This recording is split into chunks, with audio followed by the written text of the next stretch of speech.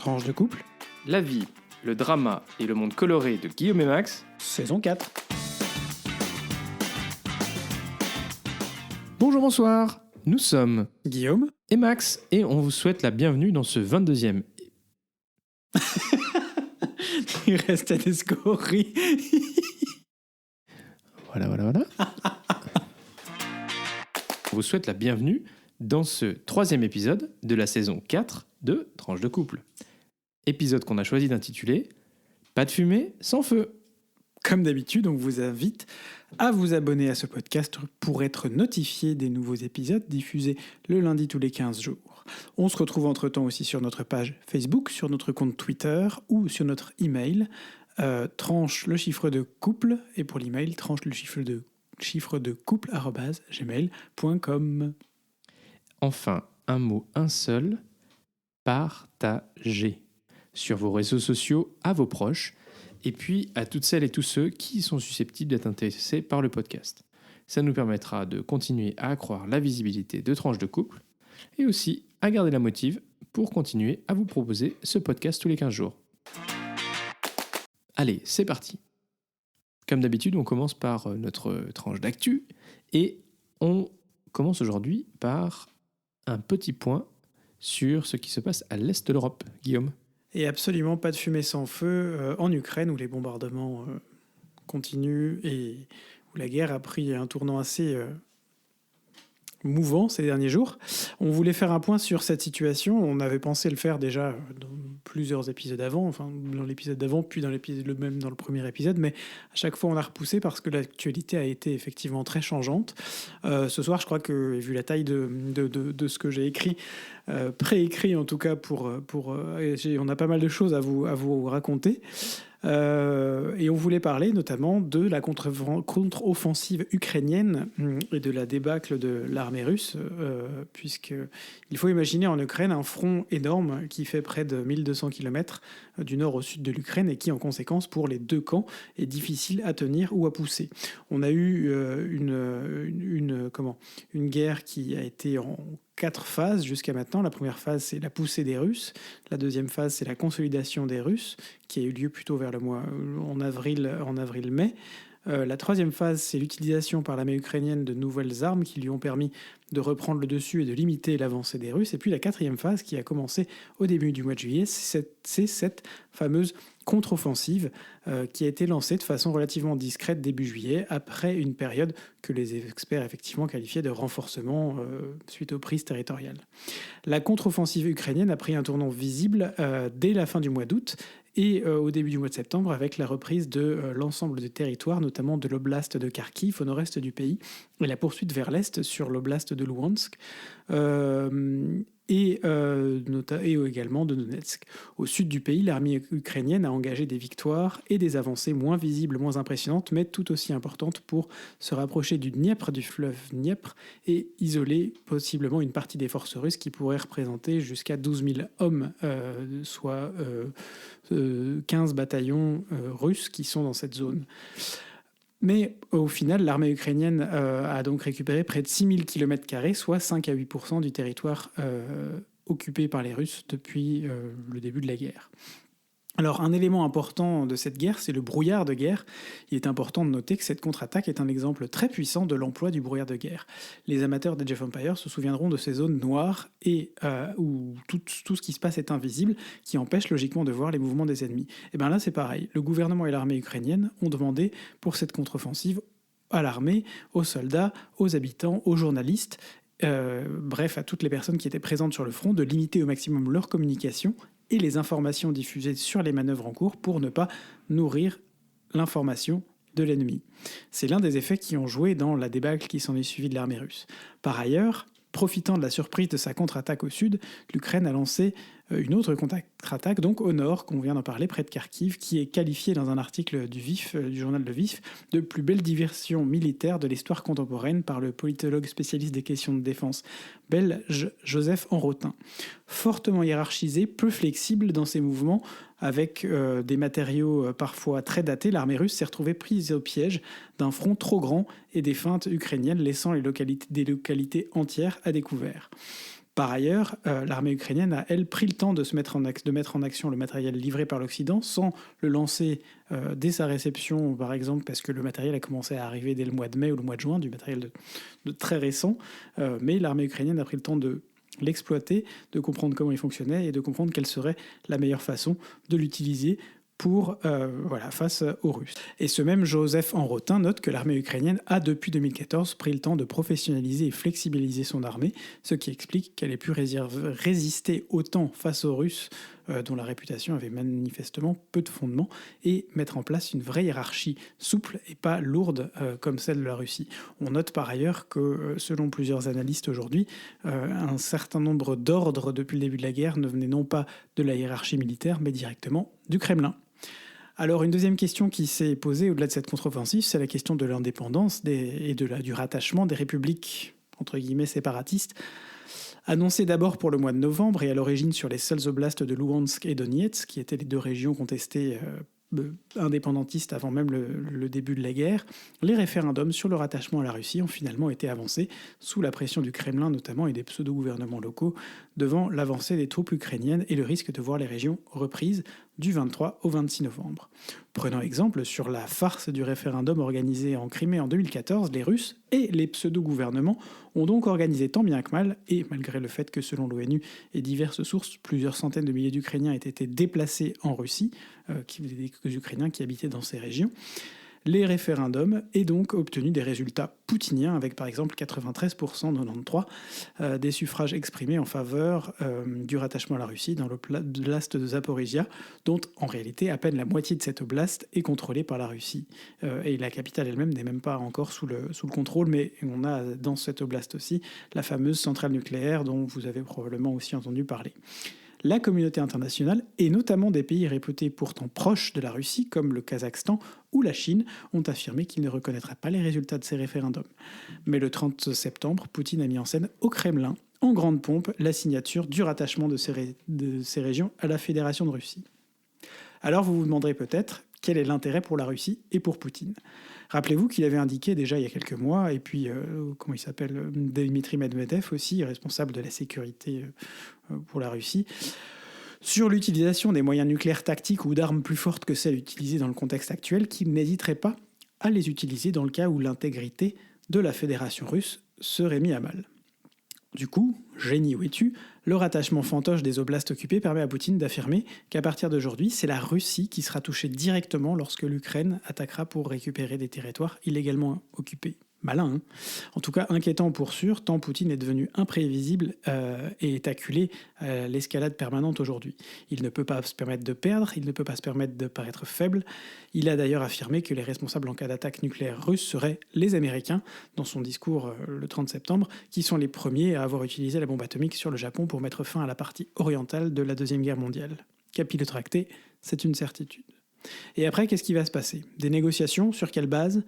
Poutine a annoncé évidemment être prêt à reprendre les négociations avec l'Ukraine, à condition que celle-ci n'inclut pas un retour dans le giron de l'Ukraine des régions occupées et rattachées à la Russie. Mais bien sûr. Évidemment. On ne va pas se le mentir, ça a été relativement fraîchement accueilli à Kiev, d'autant que l'ensemble de la communauté, enfin non pas l'ensemble, mais une très grande partie de la communauté internationale, comme je le disais, a annoncé qu'elle ne reconnaîtrait pas les résultats de ces référendums. Et donc Kiev a, pour lancer aussi, mettre une pièce dans la machine, annoncé une demande d'adhésion formelle à l'OTAN. Alors, on sait que c'est une question compliquée qui est revenue plusieurs fois au cours du conflit.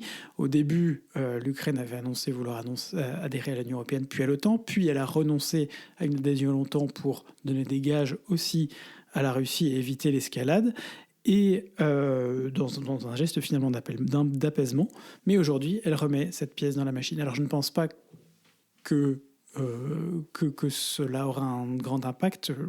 L'OTAN, en tout cas, n'accueillera pas l'Ukraine dans les conditions actuelles.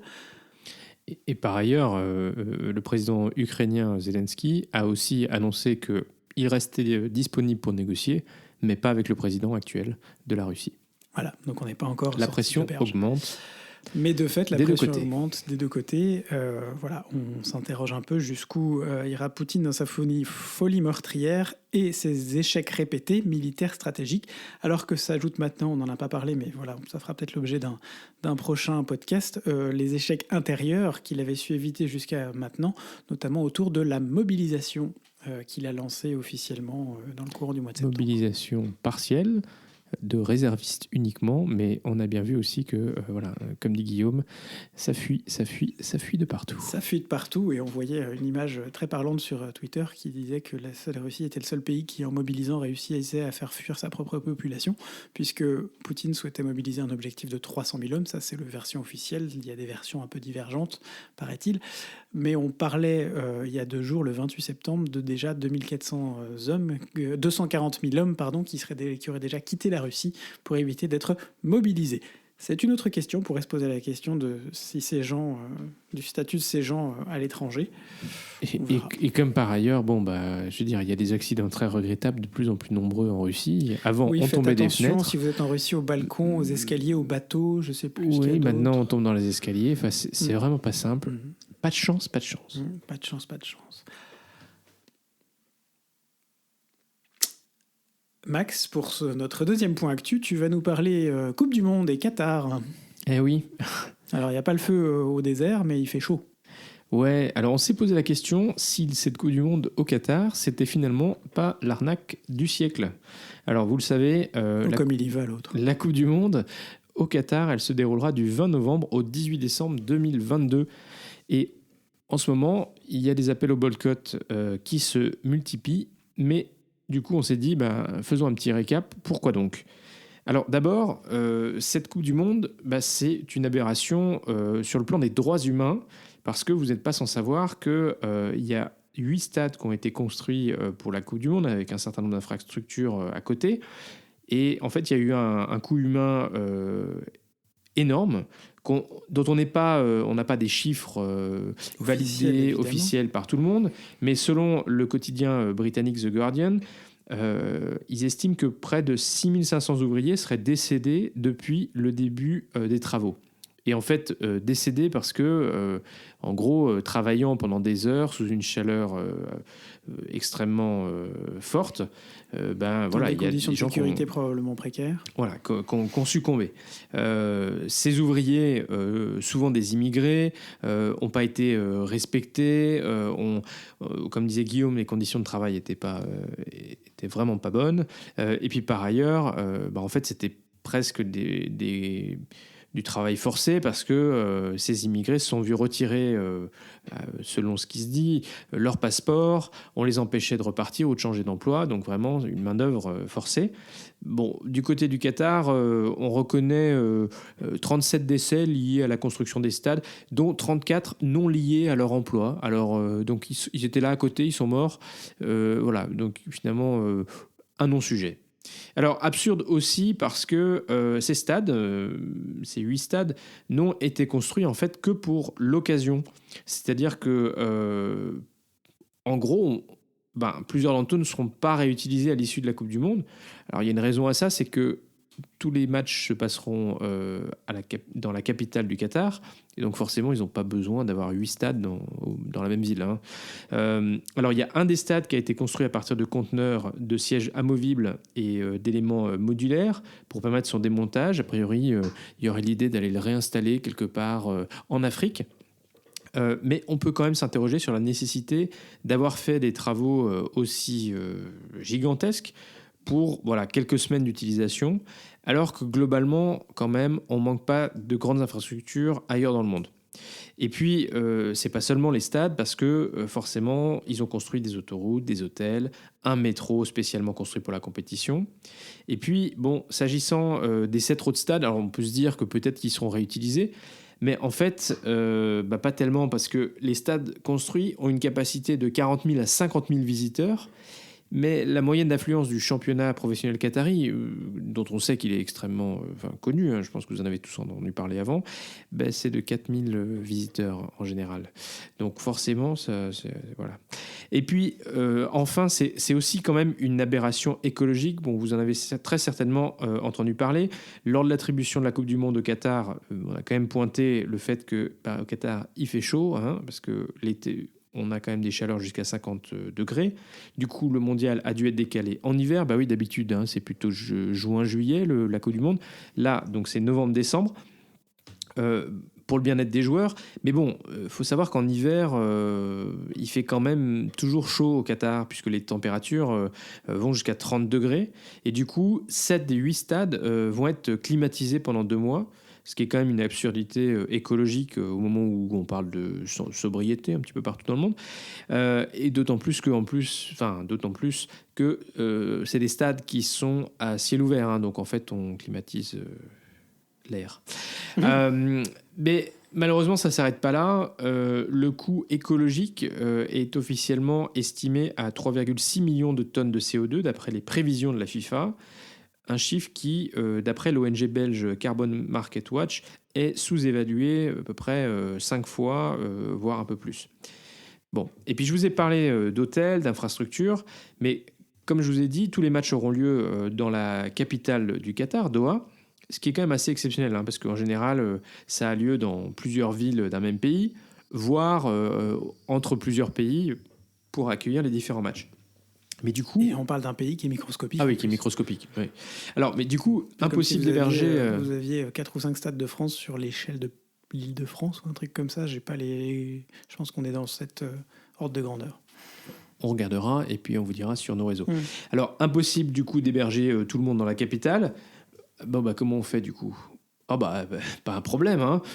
168 vols quotidiens sont prévus pour les supporters des pays du Golfe. Jésus-Marie-Joseph. Et je vous confirme que le Qatar fait 11 000 km², l'Île-de-France 12 000.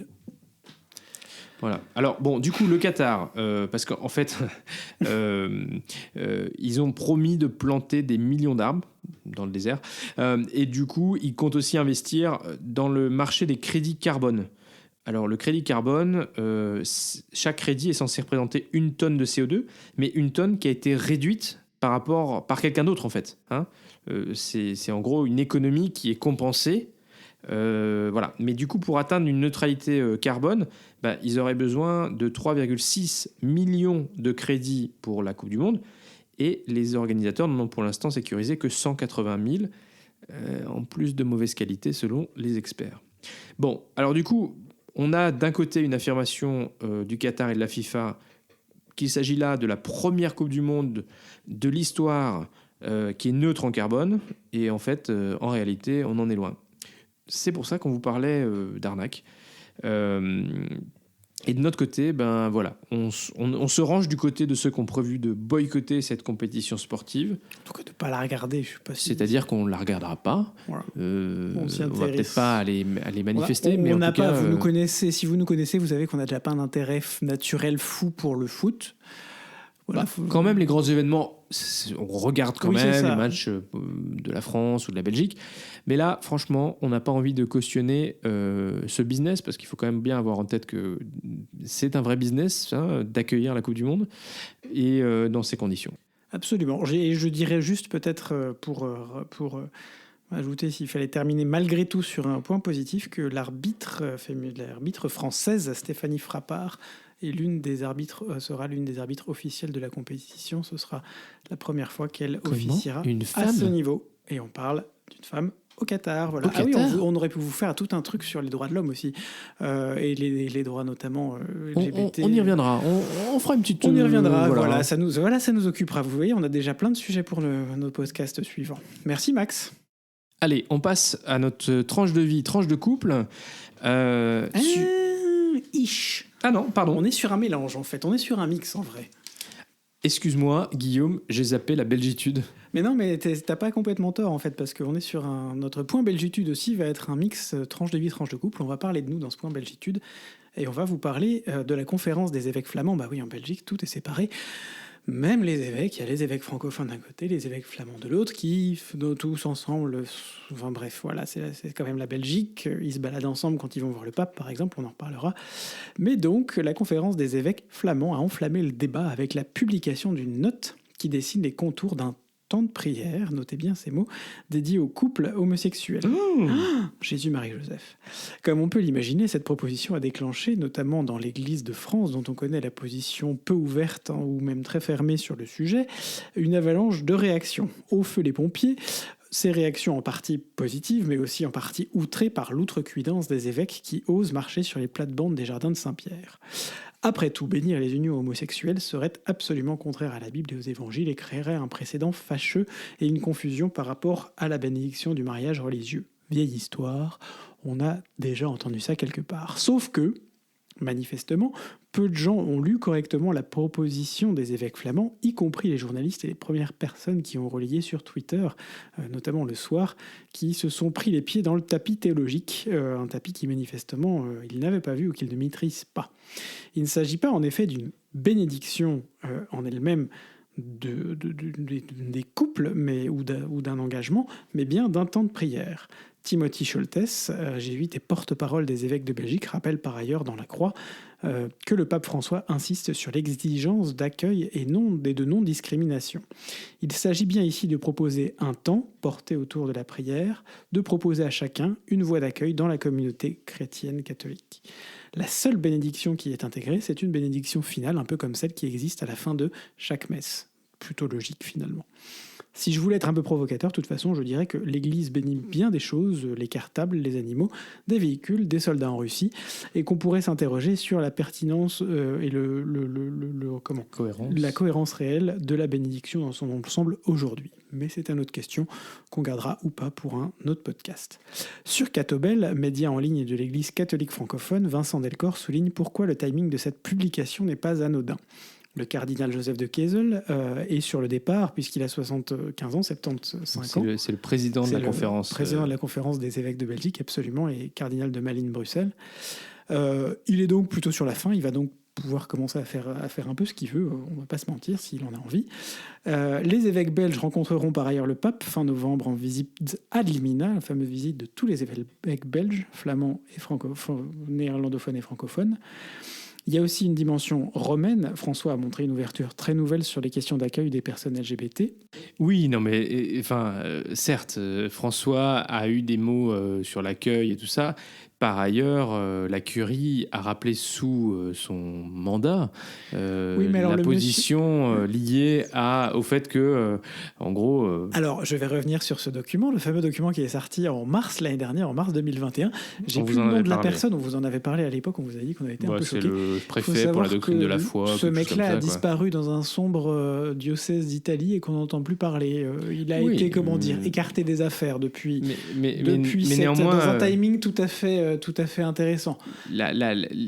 L'accueil dont François ferait preuve est très beau, l'accueil pastoral, le souci de reconnaître chacun. C'est le message qui passe aussi. Mais c'est vrai aussi que l'Église reste dans sa rigidité doctrinale quant à l'accueil des homosexuels. Oui, mais non. On pourrait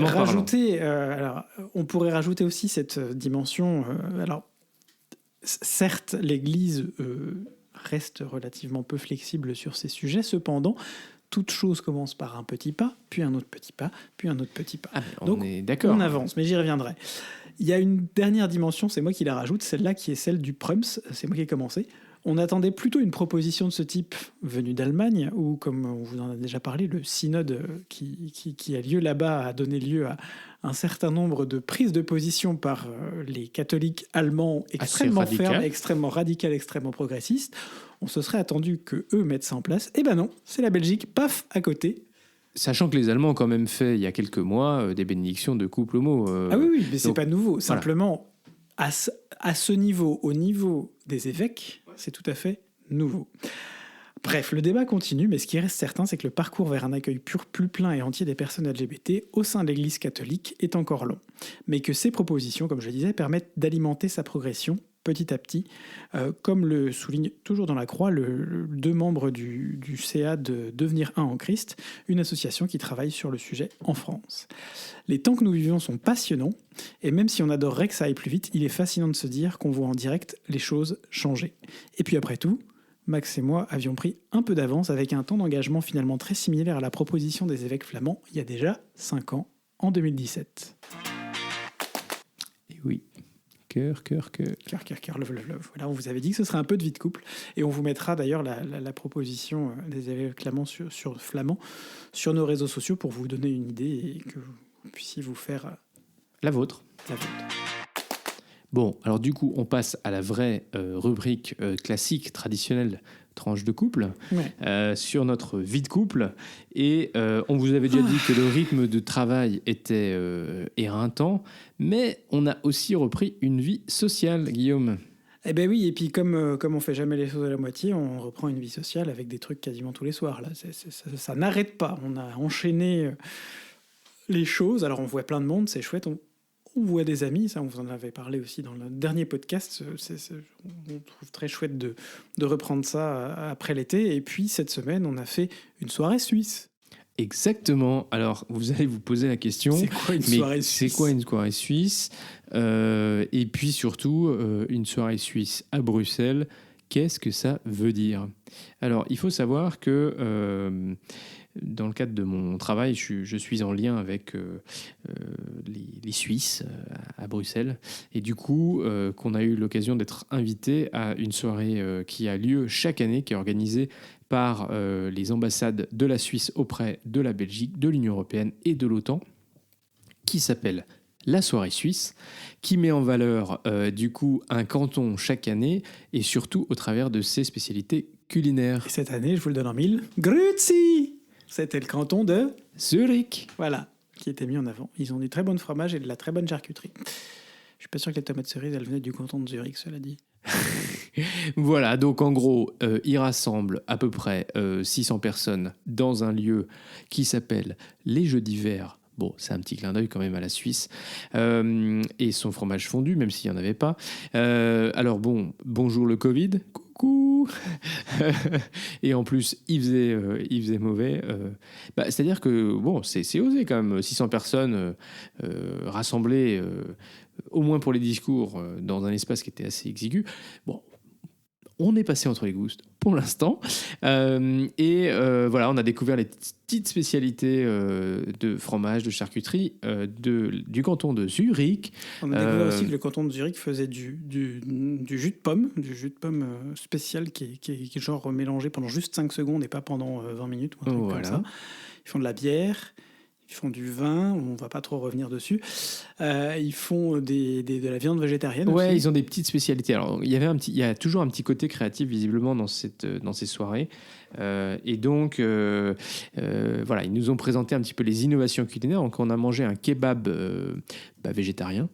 Et puis, on a goûté différentes petites spécialités. Alors, on a goûté y compris du chocolat. Alors, c'est quand même assez osé de venir avec de la bière et du chocolat en Belgique. Même quand on est suisse. Vous savez ma position sur le sujet. La bière, c'est pour les Belges, le chocolat, c'est pour les Suisses. Oui, alors ça dépend quand même, parce qu'on a goûté un chocolat qui était quand même bien dégueu. Non, mais là, il y avait... C'était un chocolat ils ont fait une espèce de... mélangé avec... Ouais, c'est ça, ouais. Une mini cône de chocolat avec quelque chose, que je dis bien quelque chose dedans. On n'a pas trop réussi à savoir. Liqueur, je sais pas quoi, c'était pas fou. Non, c'était... Mais bon, voilà, c'est toujours intéressant de savoir ce qu'ils avaient. Voilà. Mais sinon, globalement, j'ai fait une soirée, très sympa. J'avais une soirée pour le boulot d'inauguration du siège de BNP, quand je vous dis qu'on n'arrête pas, mercredi soir, et là il y avait des harengs, des trucs avec des harengs et des oignons dans la même bouchée, quoi. Tu te dis, mais qui te fout des bouchées avec des harengs et des oignons dans une soirée, du Nord, quoi. Oui, bref. Il y avait des différentes régions. Et puis quand même, nous avons été à notre deuxième soirée comique. Schumann Show. Le Schumann Show. Donc c'est un show satirique sur l'Union européenne à Bruxelles. Et voilà, on s'est beaucoup amusé. On vous mettra quelques extraits peut-être de leur site sur nos réseaux. Mais globalement, c'est une équipe de journalistes, d'anciens stagiaires. Voilà, des gens qui ont travaillé dans la commission. Ça fait très private joke quand même. C'est pas ouvert à tous, on va pas se mentir. On va pas se mentir, faut quand même on avoir vous enverra pas le comme contexte, ça sans quoi. préparation au Schumann Show parce qu'il faut connaître un peu les arcanes de Bruxelles. Mais c'est bon, l'événement eurocratique typique. Hein. ils se foutent un peu de la gueule quand même d'un certain nombre de choses, notamment si on peut donner quelques exemples. L'Union européenne a souvent été critiquée parce que elle dit qu'elle est très préoccupée par ce qui se passe. Donc en anglais on dit very concerned, et donc voilà, il y a quelques petites is very concerned. Et donc il y a quelques petites blagues qui circulent là-dessus. Ursula von der Leyen en a pris un petit peu sur son grade, notamment par rapport à ses critiques de la nouvelle première ministre italienne. Bon, c'est quand même un petit peu compliqué quand on est chef de l'exécutif européen de critiquer un premier ministre qui vient d'être élu. Qui n'avait pas encore été élu. Oui, mais bon, qui du coup a été élu. C'était pas super fin. Voilà, quelques petites critiques sur Orban, voilà, des petits classiques, quoi. On rajouterait qu'elle a sûrement Giorgia Meloni a sûrement des prises de position qui sont très à l'opposé, diamétralement opposées sur certaines choses. J'allais dire des qualités. Pardon. Non, mais elle a quand même communiqué suite à ce qui s'est passé cet après-midi en Russie en disant que ça ne se passerait pas comme ça et que ça n'était pas du tout la position que l'Occident devait avoir. Donc, il y aura peut-être quand même des moyens de s'entendre sur certaines choses, on peut l'espérer. Tu veux dire qu'elle n'a pas été complètement... qu'ils n'ont pas été achetés par Poutine? C'est ça. C'est plutôt une bonne nouvelle. Plutôt une bonne nouvelle. Peut-être qu'on verra quelles seront ses relations avec les Polonais et Orban. Enfin bref, on dérape. Puis cet épisode est déjà... fort long.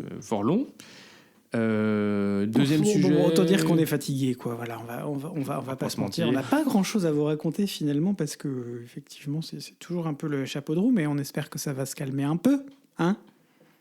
Encore 2-3 week-ends. Ce week-end, on est à un baptême en région parisienne.